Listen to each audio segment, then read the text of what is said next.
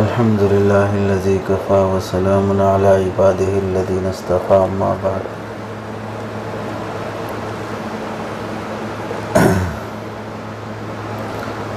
गुज़िश्ता मजलिस में अदब इलाही के सबक आमोज़ वाक़ियात सुनाए गए थे। अल्लाह रब्बुल इज़्ज़त का अंबिया इकराम ने किस तरह अदब किया, एक उसमें से बात भी आई थी। हज़रत ख़िज़्र अलैहिस्सलाम ने गलती और ऐब को अपनी तरफ मंसूब किया और खूबी और अच्छाई को अल्लाह की तरफ मंसूब किया। ये बड़ों का अदब होता है कि बड़ों की तरफ बुराई को मंसूब नहीं करना चाहिए, बड़ों की तरफ ऐब को, गलती को मंसूब नहीं करना चाहिए। आज जो आदमी छोटा है कल वो बड़ा बन जाएगा, जो बच्चा है कल जवान हो जाएगा। आज हम छोटे हैं, इस वास्ते बेझिझक मुँह फट होकर बड़ों की तरफ गलत बातें मंसूब करने लगेंगे, उनकी गलतियाँ और ऐब निकालने लगेंगे, तो कल हम भी बड़े हो जाएंगे तो हमारे छोटे हमारी गलतियाँ उछालने लगेंगे।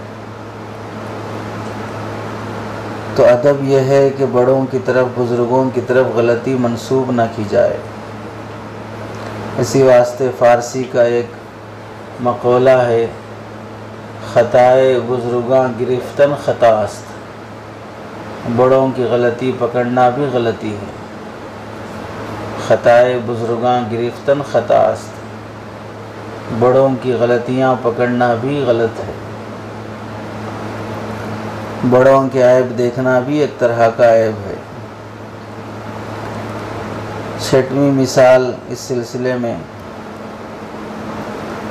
हज़रत यूनुस अलैहिस्सलाम पर जब अल्लाह ताला की तरफ से आज़माइश आई, मछली के पेट में गिरफ़्तार हुए, तो हज़रत यूनुस अलैहिस्सलाम ने अल्लाह ताला की बारगाह में बहुत ही नियाज़मंदाना और आजिज़ाना अंदाज से ये अल्फाज दोहराए, ला इलाहा इल्ला अंत सुब्हानक इन्नी कुन्तु मिनज़्ज़ालिमीन। अल्लाह तेरे सिवा कोई माबूद नहीं, तू बेऐब है, बेशक मैं ही था जो अपनी जान पर जुल्म कर बैठा। ये नबी हैं जो अल्लाह की बारगाह में ये फरमा रहे हैं कि आप बेऐब हैं, गलती तो हमने की है। हज़रत यूनुस अलैहिस्सलाम की इस दुआ को अल्लाह ताला ने इतना पसंद फरमाया कि अल्लाह ताला फरमाते हैं कि अगर इस तरह हज़रत यूनुस हमारी बारगाह में दुआ न करते तो क़ियामत तक मछली के पेट में ऐसे ही रहते। अपने को कसूरवार ठहराना और अल्लाह की तरफ तक़द्दुस को मंसूब करना, फ़लौला अन्नहु कान मिनल मुसब्बिहीन ललबिथ फ़ी बत्निही इला यौमि युबअसून। अगर वो अल्लाह ताला की पाकीज़गी बयान न करते, अल्लाह की तरफ तस्बीह सुबहान अल्लाह कहकर अल्लाह को बेऐब न गर्दानते, ऐब को अपनी तरफ मंसूब न कर लेते, अल्लाह को बेऐब न गर्दानते, तो क़ियामत तक मछली के पेट में ऐसे ही रहते।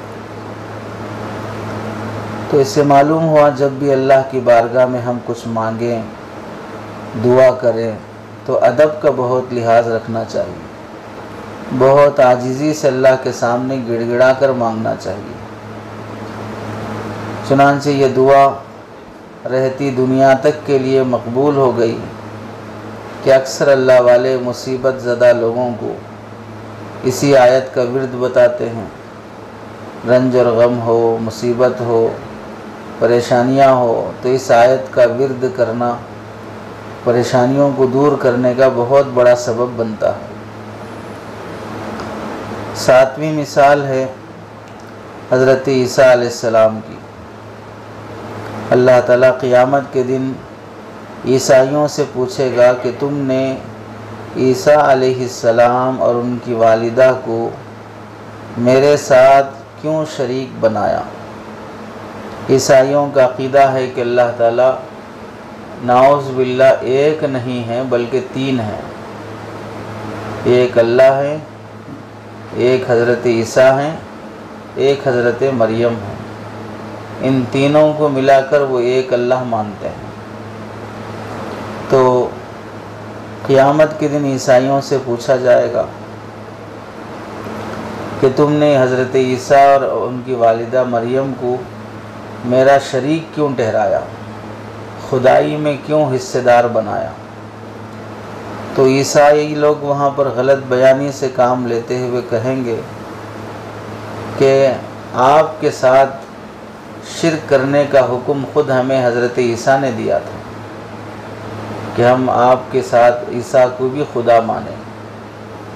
तो अल्लाह ताला हज़रत ईसा अलैहिस्सलाम से पूछेंगे, अंत क़ुल्त लिन्नास इत्तख़िज़ूनी व उम्मिया इलाहैनि मिन दूनिल्लाह, कि आपने कहा था लोगों को कि मुझे और मेरी वालिदा को अल्लाह के साथ शरीक बना लो।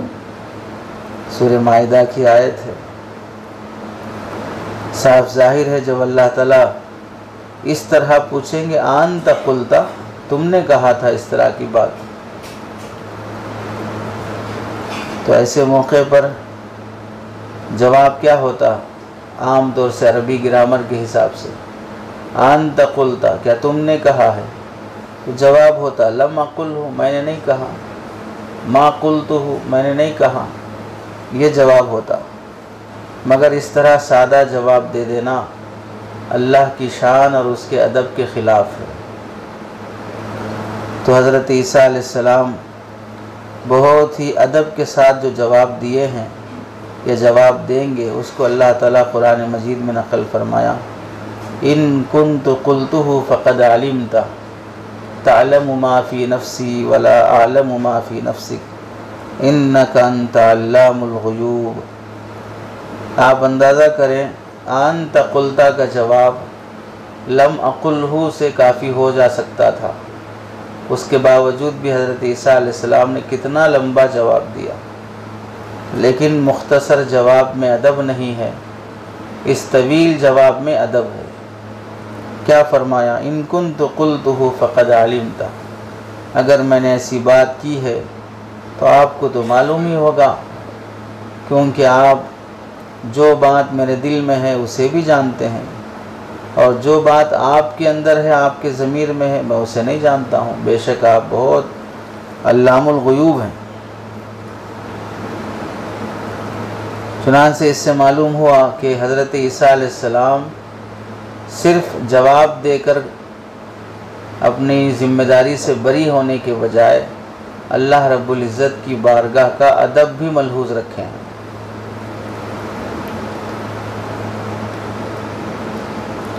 जब नसारा का झूठ वाज़े हो जाएगा तो हज़रत ईसा अलैहिस्सलाम अपनी गुनहगार उम्मत की बख्शिश के लिए ये नहीं कहेंगे ला तुअज़्ज़िबहुम, ये मेरी उम्मत आपके साथ शिर्क कर बैठी है, आप इन्हें अज़ाब मत दें, ऐसा नहीं कहेंगे। क्योंकि अल्लाह से ये फरमाना आप अज़ाब मत दें, ये भी एक तरह का हुक्म है, यह आर्डर वाली बात है। क्योंकि अगर करने का हुक्म हो तो उसे अम्र कहा जाएगा, नहीं करने का हुक्म हो तो उसे नहीं कहा जाएगा। तो अल्लाह ताला को तो ला तुअज़्ज़िबहुम, आप अज़ाब मत दीजिए, ऐसा तो नहीं कह सकते। आप कौन होते हैं बोलने वाले कि मैं अज़ाब दूँ या ना दूँ। तो अल्लाह ताला के बारगाह में हज़रत ईसा अलैहिस्सलाम जिस अंदाज से दरख्वास्त करेंगे, अल्लाह ने उसे नक़ल फरमाया, इन तुअज़्ज़िबहुम फ़इन्नहुम इबादुक व इन तग़फ़िर लहुम फ़इन्नका अंतल अज़ीज़ुल हकीम। अगर आप इन्हें अज़ाब दें तो ये आप ही के बंदे हैं, और अगर आप बख्श दें तो बेशक आप बहुत गालिब और हिकमत वाले हैं। तो इन आयतों में अल्लाह से तख़ातुब का जो अंदाज़ है, वो अंदाज़ बहुत ज़्यादा अदब पर मुश्तमिल है। कहना यह है कि हम सब की ज़िम्मेदारी है सबसे पहले अल्लाह का अदब मलहूज़ रखना। इसी अदब के पेश नज़र नबी करीम सल्लल्लाहु अलैहि वसल्लम का इरशाद है, तुम में से कोई आदमी अगर बैतुल खला जाए, गुस्ल खाने में जाए, तो पूरा नंगा ना हो, अल्लाह के फ़रिश्तों से हया करे, अल्लाह से हया करे। हमाम और बाथरूम में आदमी बिल्कुल नंगा होकर नहाना, ये भी अल्लाह से अदब और हया के ख़िलाफ़ है। अब आप बताएं, जिस इस्लाम में, जिस मज़हब में आदमी गुस्ल करते वक्त भी पूरे नंगा होने को बेअदबी, बेहयाई शुमार करके आप अलैहिस्सलाम ने मना फरमाया। ख़ास तौर से एक रिवायत में आदमी अगर खड़े हुए पानी में, स्विमिंग पूल वगैरह में अगर गुस्ल करता हो तो उस मौके पर भी आपने फरमाया पूरे नंगे नहीं होना चाहिए।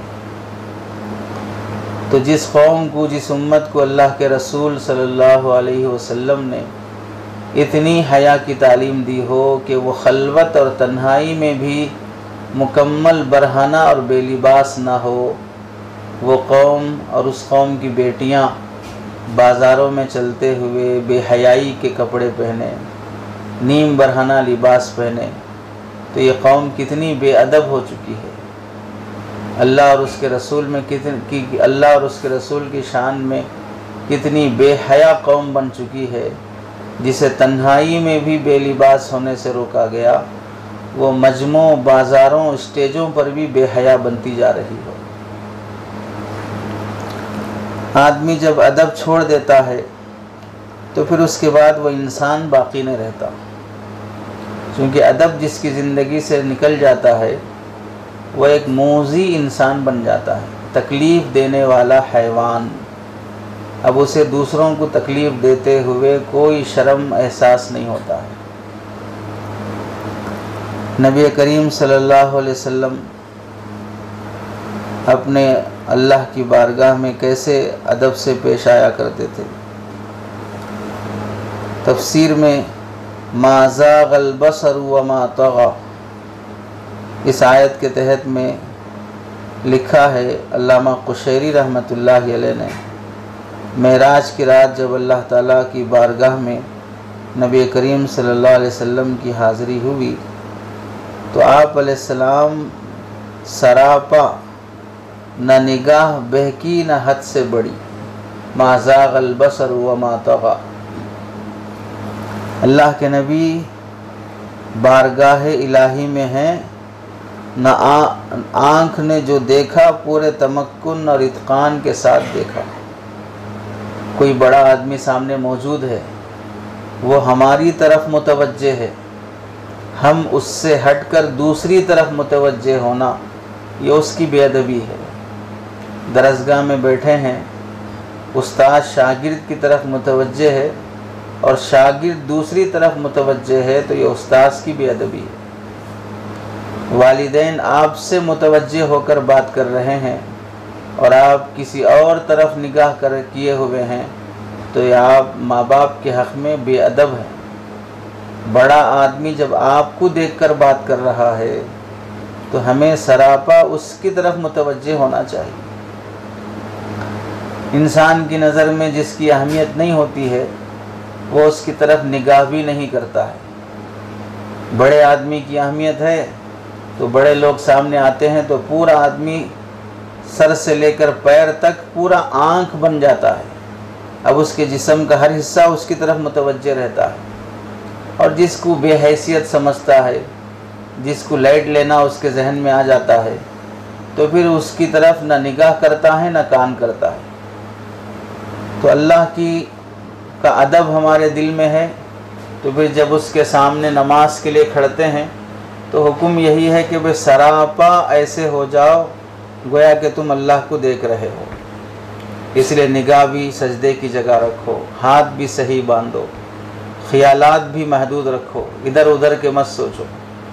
अब अगर कोई बंदा नमाज में खड़ा है, इधर उधर देख रहा है, तो उसे नमाज के आदाब के ख़िलाफ़ शुमार किया गया है। क्यों अब बारगाह इलाही में खड़े होकर तुम उसके आदाब जैसे बजा लाना चाहे नहीं कर रहे।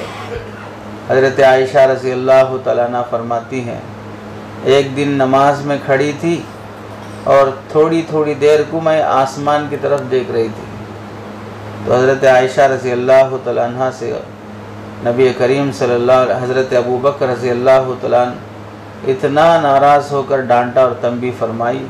ये आप अलैहिस्सलाम की ही रिवायत है, इश्तिबाह हो रहा कि इतनी सख्ती से आपने तंबी फरमाई, अपनी नीचे सजदे की जगह पर देखो, अगर ऊपर देखोगे कहीं ऐसा ना हो कि अल्लाह ताला तुम्हारी निगाह ऊपर ही कर दे, यानी अब तुम्हारी आंखें नीचे ही नहीं हो रही, ऐसे ही अटक गई ऊपर, एक तरह का अल्लाह की तरफ से अज़ाब आ जाए।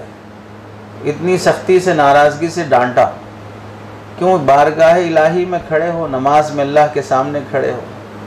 इसी वास्ते आप अलैहिस्सलाम ने एक आदमी को नमाज पढ़ते हुए देखा कि नमाज के दौरान वो अपनी दाढ़ी पर हाथ फेर रहे हैं।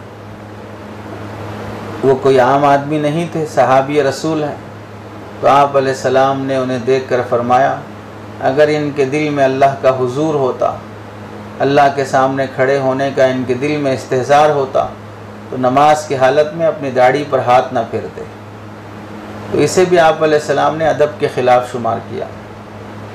इमाम गज़ाली रहमतुल्लाह अलैह ने मुकाशफ़तुल क़ुलूब में नक़ल किया है कि एक साहब जंगल में नमाज़ पढ़ रहे थे, अचानक भेड़िया आया तो दो चार साथी जो नमाज़ पढ़ रहे थे वो सब भाग गए, वो दरख्त चढ़ गए, कोई जान बचाने के लिए जहाँ छुप सकता था छुप गया।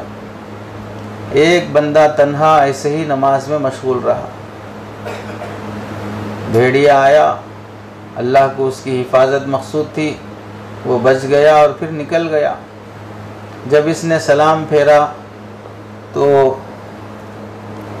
लोगों ने आकर पूछा कि तुम्हें डर नहीं लगा कि भेड़िया आ गया था, हम सब डर के जान बचा के भाग निकले थे और तुम्हें डर नहीं लगा? तो वो कहने लगा, अल्लाह के सामने खड़े होकर गैरुल्लाह से डरते हुए शर्म आती है। अल्लाह के सामने खड़े होकर गैरुल्लाह से डरते हुए शर्म आती है। तो उन लोगों का इस्तेज़ार कैसा था कि ना रकात बांध दिए, तकबीर कह दिए तो अब अल्लाह के सामने हाजिर हो गए। अब अल्लाह के सामने रहकर किसी और से डरने का क्या मतलब? ऐसा उन लोगों का अल्लाह के दरबार की हाज़िरी और हुजूरी दोनों। हाजिर होने का मतलब है जिस्म के साथ मौजूद होना, जैसे आप लोग बैठे हैं, जिस्म यहीं पर है। हुजूरी का मतलब है कि दिमाग भी यहीं पर होना, ख़याल भी यहीं पर होना। तो बहुत से बंदों को अल्लाह के दरबार की हाज़िरी नसीब होती है, हुजूरी नसीब नहीं होती है। उनका जिस्म हाजिर रहता है, उनका दिल दिमाग हाजिर नहीं रहता है। और हाज़िरी के साथ हुजूरी जिसे नसीब ना हो उसे कबूलियत नसीब नहीं होती है, क्योंकि आप सिर्फ जिस्म लेके आए हैं, दिल लेके नहीं आए हैं। आपका दिल तो कहीं और अटका हुआ है, कारोबार में अटका हुआ है, दिल किसी और माल दौलत में अटका हुआ है। तो जिसे हाज़िरी नसीब हो, हुजूरी नसीब ना हो, उसके अमल को कबूलियत नसीब नहीं होती। अल्लाह ताला तो दिल देखते हैं, चेहरे नहीं देखते हैं। इन्नल्लाह ला यंजुरु इला सुवरिकुम व इला अमालिकुम, तुम्हारे चेहरे भी नहीं देखते, चेहरे तो उसी ने बनाए हैं, चेहरों से उसे क्या लेना देना, वही सबसे बड़ा हसीन और ख़ूबसूरत है। ऐसे हज़ारों चेहरे उसने, लाखों चेहरे उसने बनाए हैं। वलाकिन यंजुरु इला क़ुलूबिकुम, अल्लाह तुम्हारे दिल देखते हैं, और दिल तो हाजिर नहीं है, दिल गायब है। दिल किसी और बुरे ख़यालात में मुब्तला है, किसी लड़की की मोहब्बत में है, ज़मीन की मोहब्बत में है, कारोबार की मोहब्बत में है, बाहर ज़मीन मदरसे मस्जिद के बाहर के टेंशनों में है। तो फिर अल्लाह ताला ऐसे शख्स की हाज़िरी को कबूल नहीं करते हैं। किताबों में लिखा है पहले ज़माने में बड़ों की दरबार की हाज़िरी का कैसे एहतमाम होता था। सुल्तान महमूद गज़नवी, ये बादशाह भी गुज़रे हैं और वक्त के वली भी गुज़रे हैं, अल्लाह वाले भी हैं। इनके दरबार का एक बहुत महबूब वज़ीर था अयाज़। एक मर्तबा दरबार में ये अयाज हाजिर था। अचानक इनको ऐसा ख्याल गुज़रा कि मेरे कुर्ते के जो बटन हैं उनमें से एक बटन खुला रह गया है, और किसी बड़े आदमी के दरबार में हाजिर होते वक्त टोपी कैसे लगाया है, कुर्ता कैसे पहना है, बटन खुला है कि नहीं है, आस्तीन चढ़ी हुई है कि नहीं है, ये सब का लिहाज रखते हुए आना ये आदाब में से है। बेअदब हैं वो लोग जो घुसे आते हैं, सलीक़ा नहीं होता है कि मैं जो चेहरा लेकर जा रहा हूँ, जो सूरत लेकर हाजिर हो रहा हूँ, उस सूरत को ज़ाहिरी तौर पर तो ढंग वाली बना लूँ, अपने आप को ज़्यादा स्मार्ट और ख़ूबसूरत नहीं बना सकता, तो जो चेहरा अल्लाह ने दिया है उसी को ढंग वाला बना लूँ। बेहंगम और बेढंगे तरीक़े से सीने के बटन खुले हैं, ऐसे ही घुसे आए, बड़ों के दरबार में आने के अदब के ख़िलाफ़ है। आस्तीन चढ़े हुए हैं, ऐसे ही आ रहे हैं। इसी वास्ते नमाज में फ़ुक़हा ने मकरूह लिखा है आस्तीन चढ़ा कर नमाज पढ़ना। पहले ही से आस्तीन ऑफ हो, कटे हुए आस्तीन हो तो ठीक है, चढ़ाना लाजिम नहीं आता, है ही नहीं आस्तीन। आस्तीन लंबे हैं फिर भी वज़ू बनाकर चढ़े हुए आस्तीन के साथ नमाज में खड़े हो रहा है, फ़ुक़हा ने इसे बेअदबी शुमार किया है, अल्लाह के दरबार की हाज़िरी के आदाब के ख़िलाफ़ है। यही बात बड़ों के दरबार की हाज़िरी का भी है। बहुत से बच्चे टोपी लगाते, सामने पेशानी के बाल नज़र आते हैं, टोपी लगाने का ढंग नहीं है, सलीक़ा नहीं।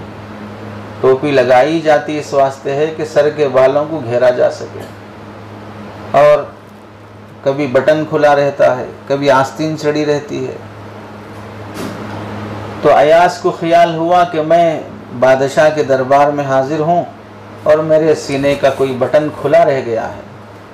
तो फ़ौरन अयाज ने अपने बटन दुरुस्त करने के लिए इस तरह सीने की तरफ देखकर बटन लगाना शुरू किया। तो सुल्तान महमूद गज़नवी की नज़र पड़ी, तो सुल्तान महमूद गज़नवी ने फरमाया, अयाज ये क्या हरकत है, मतलब हमारे दरबार में खड़े होकर यहाँ बटन दुरुस्त कर रहे हो। ये तंबीह करना मकसूद था। तारीख़ में लिखा है जैसे ही बादशाह की नज़र पड़ी तो ऐसा नहीं कि अयाज अभी भी बटन दुरुस्त कर रहे हैं और बादशाह को बोल रहे नहीं जहाँ पना गलती हो गई माफ़ कर दीजिए। जहाँ बटन है वहीं पर हाथ टिक गया और जिधर बादशाह देख रहे हैं उधर ही नज़र टिक गई, हरकत भी नहीं हो पा रही है। क्योंकि बादशाह के दरबार में बटन दुरुस्त करना बेअदबी है, तो बादशाह जब मुझे देख रहा है तो उसकी नज़र के तरफ उसकी तवज्जो के बावजूद मैं दुरुस्त करने में लग जाऊं, ये और बेअदबी है। तो हाथ ऐसे ही बटन पर रह गया और निगाह जिधर बादशाह देख रहा उधर अटक गई। इतना साकित खड़े रहे कि गोया के सरापा कोई लकड़ी बन चुका है अयास, अब हरकत भी नहीं कर रहा है। तो मुफस्सिरीन लिखते हैं नबी करीम सल्लल्लाहु अलैहि वसल्लम जब अल्लाह की बारगाह में हाजिर हुए मेराज में, तो जो शबी बिल्कुल एक लकड़ी की तरह खड़े हुए खामोश मुतवज्जे होने की थी, नबी करीम सल्लल्लाहु अलैहि वसल्लम की भी अदब की कैफियत वो थी जो अल्लाह के बारगाह में जब हाजिर हुए। इधर उधर ना नज़र भटक रही है, ना हर जिस्म की हरकत हो रही है। चुनांचे उलमा ने लिखा है बुज़ुर्गों की मजलिस में हाजिर हो तो बार बार पैंती बदल बदल के बैठना भी अदब के ख़िलाफ़ है। कभी चार पैंती मार के बैठा, कभी दो जानू बैठा, कभी एक जानू बैठा, कभी ऐसा बैठा। आधा घंटा भी एक तरीक़े ढंग पे नहीं बैठ पा रहे हैं, ये भी अदब के ख़िलाफ़ है। दूसरे टाइमों पे देखो आदमी घंटे घंटे एक ही पहलू पे बैठ के बातें करता रहता है, मटर गश्ती करते रहता है, अपने फालतू कहानियाँ हों, किस्से हों, बेकार की बातें हों, तो उसके लिए एक ही नशिस्त पे बैठ के आदमी घंटे गुजार लेता है। लेकिन बुज़ुर्गों की मजलिस में 10 मिनट एक नहज पे नहीं बैठा, फिर फ़ौरन पैंती बदलना शुरू कर देता है। अदब के ख़िलाफ़ शुमार किया है बार बार पैंती बदलने को भी। बहुत से लोग बुज़ुर्गों की मजलिस में महफिल में बैठे भी रहते हैं, इधर उधर हाथ फिराते भी रहते हैं और खुजाते भी रहते हैं, इधर उधर देखते भी रहते हैं। आदाब मजलिस का जिससे सलीक़ा ना हो वो दूसरों के लिए तकलीफ़ देने वाला शख्स बन जाता है। बुज़ुर्गों ने किस कदर अदब का लिहाज रखा। ये थे अम्बिया अलैहिमुस्सलाम के वाक़ियात जो अल्लाह के दरबार में, अल्लाह की बारगाह में या अल्लाह की हुजूरी का जिन्होंने लिहाज रखा है। सलफ़ सालिहीन में हज़रत बिश्र हाफ़ी रहमतुल्लाह अलैह का वाक़या मशहूर है। मुख्तलिफ़ बातें आपकी सवानेह में मौजूद हैं। किसी ने लिखा कि हज़रत बिश्र हाफ़ी रहमतुल्लाह अलैह अपने जवानी में पुलिस के महकमे से ताल्लुक़ रखते थे, यानी पुलिस थे और गफलत की ज़िंदगी थी, अक्सर औक़ात नशे में रहते थे। तो हज़रत बिश्र हाफ़ी रहमतुल्लाह अलैह एक मरतबा जब नशे में कहीं से गुज़र रहे थे, घर से बाहर निकले, गली में देखा एक कागज़ का टुकड़ा गिरा हुआ है और उस कागज़ पर अल्लाह का नाम लिखा हुआ है ये नशे की हालत में, लेकिन उस पर नज़र आया कि अल्लाह का नाम पड़ा हुआ है तो थोड़ी देर इनके कदम रुक गए और उसी नशे की हालत में उन्होंने उस कागज़ को उठाया और नशे की हालत में ही बहुत अदब से उसको साफ़ किया और एक ऊंची जगह पर उसे रख दिया। ये जो अदब है इनका नशे की हालत में हो रहा है। यहाँ से हम समझें कि बहुत सी मरतबा ये मसले भी आते हैं दारुल इफ्ता में कि फ़लाँ शख्स शराब पी के नशे में था और बहुत ज़्यादा नशा चढ़ चुका था, उसने नशे और बेहोशी में अपनी बीवी को तलाक़ दे दिया। तो ये तलाक़ होगी कि नहीं होगी? आप इससे समझें ये भी नशे में थे, लेकिन नशे में इतना तो पहचाना कि अल्लाह का नाम है, तभी जाके उसको उठाया और उसको अदब से ऊपर रखा। पता चला नशा इतना है जिसमें तमीज़ बाकी है कि मैं क्या कर रहा हूँ। तो अभी मतलब यह है कि अक़ल फातिर नहीं हुई है, अक़ल ख़त्म नहीं हुई, अक़ल अभी बाकी है, तभी जाके इतनी तमीज़ आपको हो रही है कि किसका नाम है किसका नहीं मैं पहचान सक रहा हूँ। ऐसे ही यहाँ भी मसला यही है कि अगर शोहर ने नशे की हालत में बीवी को तलाक़ दे दिया, सवाल करने वाले तो बहुत भोलेपन से सवाल करते हैं, बहुत नशे में था, बेहोशी के आलम में था, इस वास्ते समझ में नहीं आया कि वो क्या बोल रहा है तो बीवी को 3 तलाक़ बोल दिया। तो सवाल यही है कि भाई जब नशे में था, बेहोश था, तो लफ्ज़ तलाक़ ही क्यों बोला, दूसरे अल्फाज क्यों नहीं निकले, और बीवी को ही क्यों बोला, आने जाने वालों को क्यों नहीं बोला? पता चला क्या बोल रहा हूँ इसकी भी अक़ल बाकी है, किसको बोल रहा हूँ इसकी भी अक़ल बाकी है, तो फिर तलाक़ वाक़ई हो जाएगी।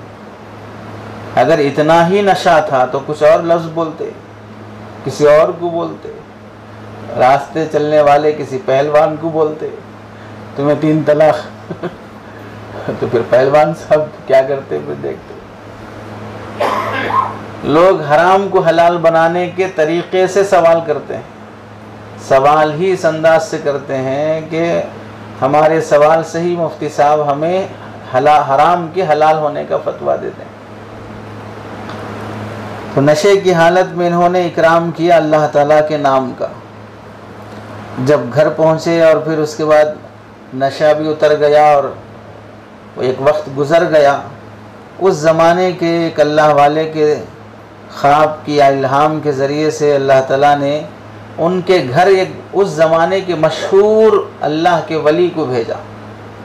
उनको अल्लाह ने इल्हाम फरमाया और ये फरमाया कि जाकर बिश्र हाफ़ी से कह दो जैसे तुमने मेरे नाम को इज़्ज़त बख्शी इसी तरह मैं भी तुम्हारे नाम को दुनिया में इज़्ज़त दूंगा।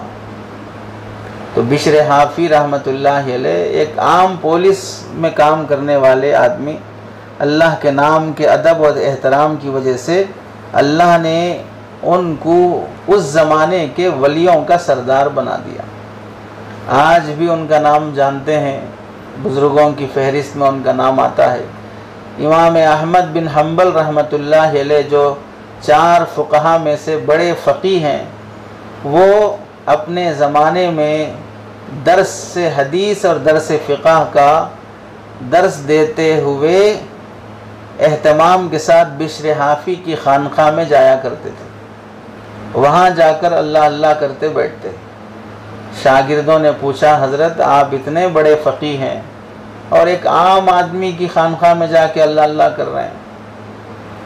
तो इमाम अहमद बिन हम्बल रहमतुल्लाह अलैह ने फरमाया, मैं अल्लाह के लफ्ज़ की तहक़ीक़ जानता हूँ कि अल्लाह के शुरू में जो अलिफ लाम है वो इसमें जिन्स है या अलम है, या वो कौन सा अलिफ लाम मारिफा का है, और फिर कैसे वो अल्लाह से इलाह से अल्लाह बना। लफ्ज़ अल्लाह की तहक़ीक़ मुझे है, लेकिन ज़ाते अल्लाह बिश्र हाफ़ी के पास है। इमाम अहमद बिन हम्बल रहमतुल्लाह अलैह फरमाते। तो अल्लाह जब किसी को नवाजना चाहते हैं तो फिर बड़े बड़े इल्म वाले भी उनके दरवाज़ों पे आते हैं,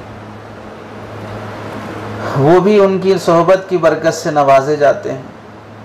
तो इससे मालूम हुआ लफ्ज़ अल्लाह के अदब से आदमी कहाँ से कहाँ तक पहुँच जाता है, सिर्फ लफ्ज़ अल्लाह के। हज़रत खालिद बिन वलीद रज़ी अल्लाह तआला अन्हु के बारे में मशहूर है, जिस जंग में भी शरीक होते तो बहुत एहतमाम से, एक टोपी उनके पास थी, वो पहन के बहुत एहतमाम से शरीक होते।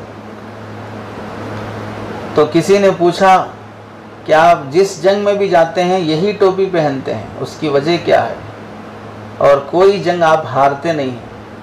तो उन्होंने उसका राज बताया कि मैंने अपनी इस टोपी में बिस्मिल्लाहिर्रहमानिर्रहीम लिख कर रखा है। इस अल्लाह के नाम की बरकत से मुझे उम्मीद है ना कोई जंग में हारूंगा, ना मुझे कोई सर की बीमारी होगी। बहुत एहतमाम से वही टोपी इस्तेमाल करते हैं, अल्लाह के नाम की बरकत की वजह से।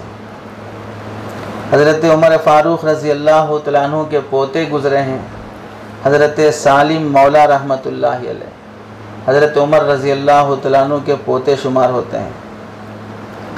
एक मरतबा मक्का मुकर्रमा में हरम मक्की में मौजूद थे, तवाफ़ करने की जगह मताफ़ में।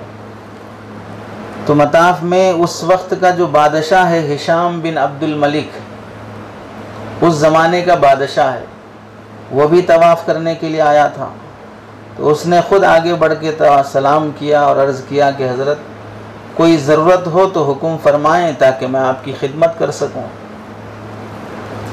ये कौन पूछ रहा है? उस ज़माने का बादशाह पूछ रहा है।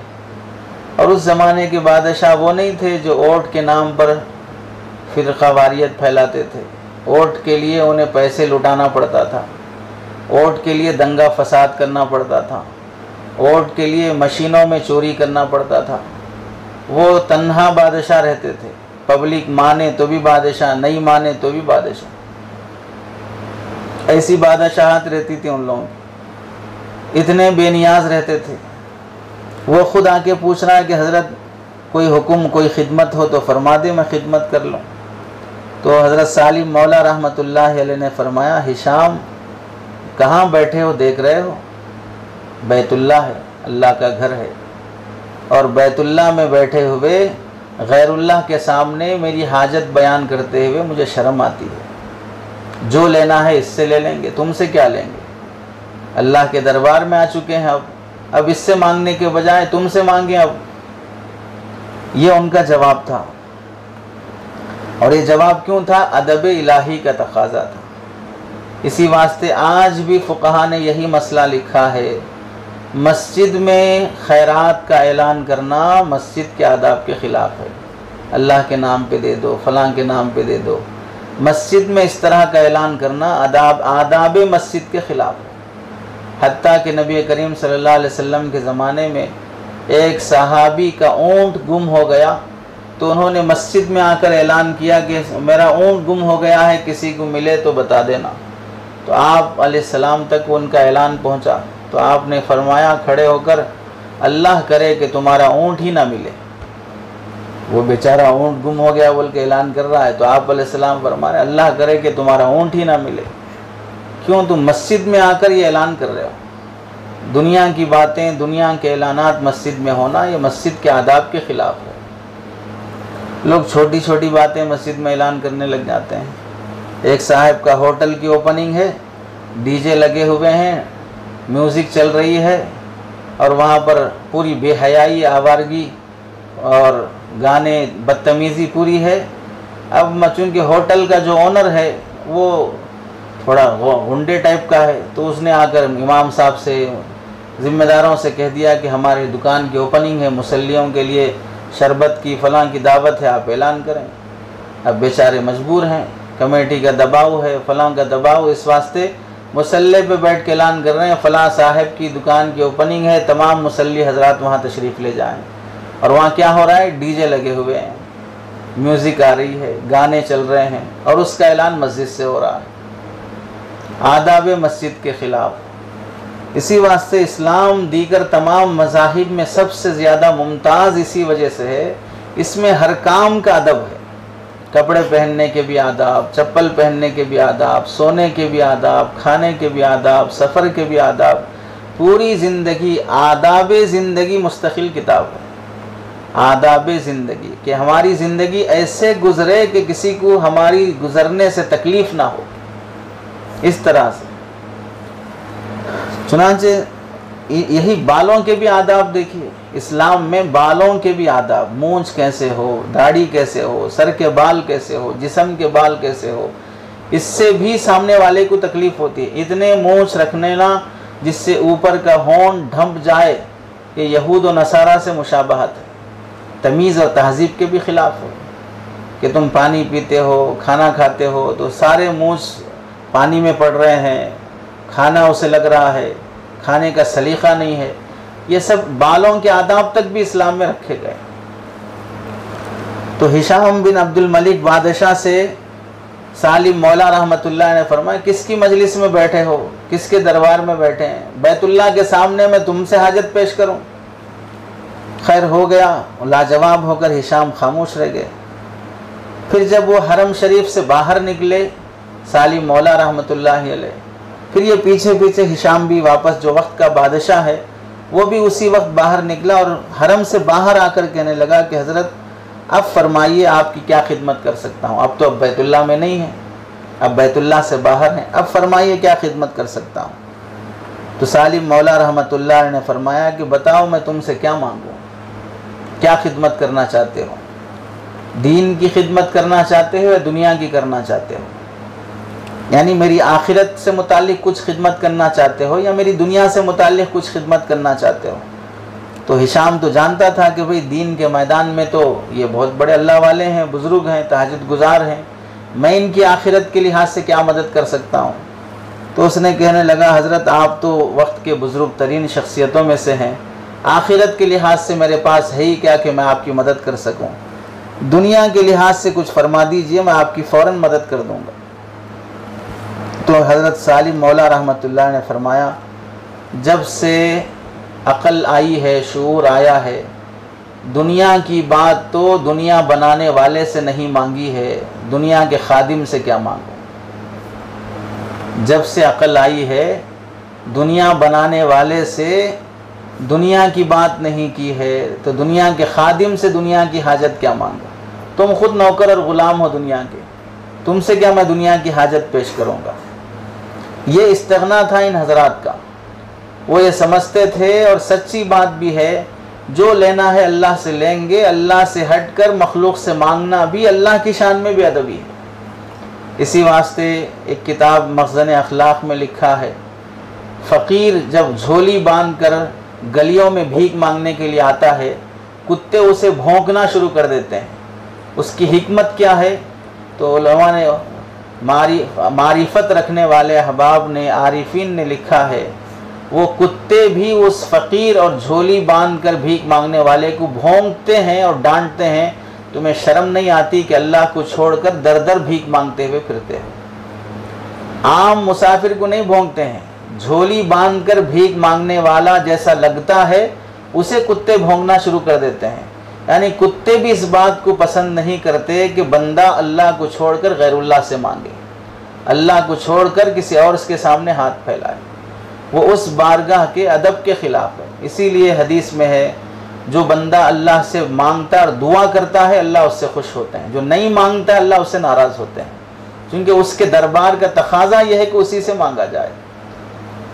तो ये चंद बातें थीं अल्लाह के बारगाह का अदब, हमें अल्लाह की दरबार का और उसकी ज़ात के अदब का हमें लिहाज रखना चाहिए। अल्लाह से दुआ है कि अल्लाह ताला हम सबको बाअदब बनाए, अल्लाह ताला हम सबको बानसीब बनाए। आमीन व आखिर दावाना अल्हम्दुलिल्लाहि रब्बिल आलमीन। तौबा के कलिमात पढ़ लें। सिलसिले आलिया नक्शबंदिया के मामूलात में से है, मजलिस के बाद तौबा के कलिमात पढ़ाए जाते हैं।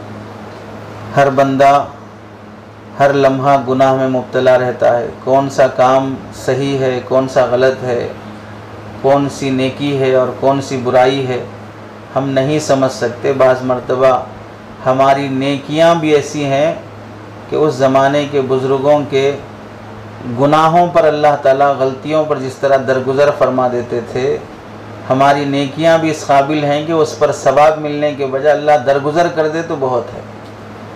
हमारी नमाज़ें इस काबिल नहीं हैं कि उसके बदले जन्नत मांगी जा सके। हमारे हुलिये लिबास ज़ुबान इस काबिल नहीं है कि उसके बदले जन्नत मांगी जा सके। इस वास्ते हमेशा इस बात का लिहाज रखना चाहिए कि जो भी गुनाह हो फ़ौरन तौबा। आप अलैहिस्सलाम बख्शाए हैं, फिर भी तौबा का एहतमाम। दिन में 70 मरतबा 100 मरतबा आप इस्तिग़फ़ार पढ़ा करते थे। तौबा के कलिमात साथ पढ़ लें। बिस्मिल्लाहिर्रहमानिर्रहीम। ला इलाहा इल्लल्लाह मुहम्मदुर रसूलुल्लाह। आमन्तु बिल्लाहि व मलाइकतिहि व कुतुबिहि व रुसुलिहि वल यौमिल आखिरि वल क़द्रि खैरिहि व शर्रिहि मिनल्लाहि तआला वल बाअस बअदल मौत। आमन्तु बिल्लाहि कमा हुआ बिअस्माइहि व सिफ़ातिहि व क़बिलतु जमीअ अहकामिहि इक़रारुन बिल्लिसान व तस्दीक़ुन बिलक़ल्ब। अशहदु अल्ला इलाहा इल्लल्लाह व अशहदु अन्ना मुहम्मदर रसूलुल्लाह। अस्तग़फ़िरुल्लाह रब्बी मिन कुल्लि ज़ंबिन व अतूबु इलैहि बिरहमतिका या अरहमर राहिमीन। बार बार बताया जाता है तौबा के कलिमात जिस नीयत से पढ़ते हैं, सच्ची ज़िंदगी और अच्छी ज़िंदगी गुजारने की नीयत से, तो अल्लाह ताला वैसे ही फ़ैसले करते हैं।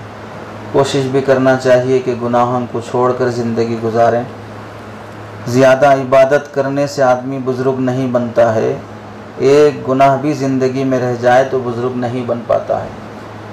एक गुनाह भी ज़िंदगी में रह जाए तो अल्लाह से ताल्लुक़ जोड़ने के लिए रुकावट बन जाता है। हज़ारों नेकियां बर्बाद हो जाती हैं।